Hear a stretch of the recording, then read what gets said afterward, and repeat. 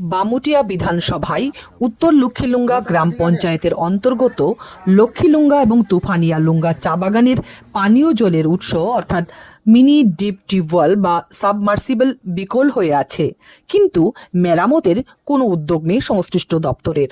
তাই দুটো চা বাগানের জনগণ পানীয় জলের সমস্যায় ভুগছেন এবং বিধায়কের সঙ্গে যোগাযোগ করলে আজ বামুটিয়া বিধায়ক এলাকা পরিদর্শন করেন এবং সংবাদ মাধ্যমের মুখোমুখি হয়ে জনগণের উদ্দেশ্যে বলেন তিনি বিষয়টি দপ্তরের নজরে আনবেন এবং দপ্তর যদি ব্যবস্থা গ্রহণ না করে জনগণের পানীয় জলের সমস্যার সমাধানে, তাহলে তিনি ব্যক্তিগত উদ্যোগে এই সমস্যার সমাধানের আশ্বাস দেন।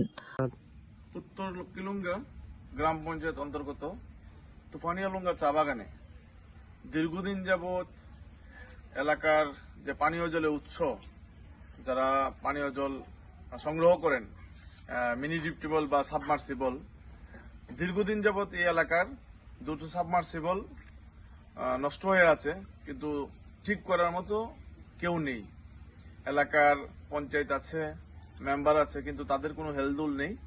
তার জন্য এলাকাবাসী আমাকে খবর দিয়েছেন, আমি এখানে এসেছি, দেখলাম যে ঠিকই আছে, যে এখানের অবস্থা ভালো না, জল মানুষ খেতে পারছে না, নষ্ট হয়ে আছে, ঠিক করানো হচ্ছে না। ওই পাড়াতেও দেখলাম একটা মিনি টিউবওয়েল নষ্ট হয়ে আছে, কিন্তু ঠিক করার কেউ নেই, দীর্ঘ 1 মাস হয়ে গেছে। কিন্তু বাকি যেই জায়গা থেকে জল তারা সংগ্রহ করছেন, আয়রনের জন্য খাওয়া যাচ্ছে না। তো স্বাভাবিক এলাকার মানুষ পানীয় জলের জন্য কষ্ট পাচ্ছে, জলে একটা হাহাকার লেগে আছে। আর এটা টিলা এলাকা বাগানটা, স্বাভাবিকভাবে জলের জন্য একটু কষ্ট হচ্ছে, যে কেউ ইচ্ছা করলেও টিউবওয়েল বসাতে পারছেন না।